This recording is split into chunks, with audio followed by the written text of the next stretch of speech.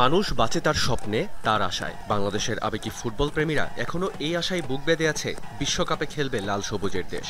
বিশ্বমঞ্চের gallery মুখরিত হবে বাংলাদেশ বাংলাদেশ স্লোগানে। তবে এ শুধুই আকাশ কুসুম কল্পনা। নতুন ব্লেন্ডে আরো রিচ অ্যারোমায় সেলন ফ্যামিলি ব্লেন্ড টে। কাতারে অনুষ্ঠিত হয়ে গেল অনূর্ধ্ব-17 ফুটবল বিশ্বকাপ। সেই টুর্নামেন্টের ফাইনালে শিরোপা উঁচিয়ে ধরে পর্তুগাল। ফাইনালের এই মহারণ মাঠে বসে উপভোগ করেছেন ফিফা প্রেসিডেন্ট জিয়ান্নি ইনফান্তিনো। সেখানেই এক ভিডিওতে ফিফা সভাপতিকে বলতে শোনা যায়, এগিয়ে যাও বাংলাদেশ, তোমাকে বিশ্বকাপে দেখার অপেক্ষায় আছি।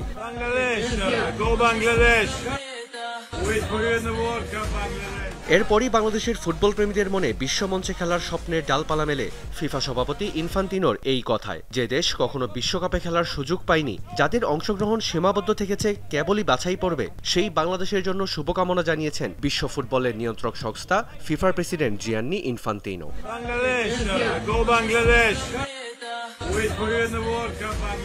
ফুটবল নিয়ে বাংলাদেশের উন্মাদনা পুরো বিশ্বেই সমাদৃত, যার প্রমাণ মিলেছে কাতার বিশ্বকাপে। ব্রাজিল আর্জেন্টিনা নিয়ে দুই ভাগে ভাগ হয়ে যায় 18 কোটি মানুষের এই দেশ। সেই ঘটনা ছড়িয়ে পড়ে গোটা বিশ্বে, ভালোবাসা পায় দুই লাতিন আমেরিকার দুই দেশ থেকে। এসবের কোনো কিছুই ইনফান্তিনোর অজানা নয়, তাই তো ফুটবলের প্রতি বাংলাদেশের এই উন্মাদনাকে স্বাগত জানাতে চান বিশ্বমঞ্চে।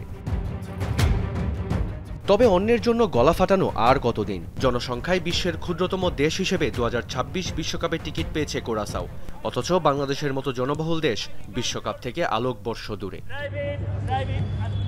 তবে হামজা সমিতদের মতো তারকারা আসার পরই নতুন জোয়ার শুরু হয়েছে বাংলাদেশের ফুটবলে।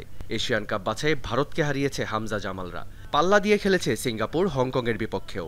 তাই তো এখন বাংলাদেশিরা সেই বিশ্বকাপে খেলার স্বপ্নের জাল বুনতেই পারেন। রিয়ান রাফতি, যমুনা স্পোর্টস।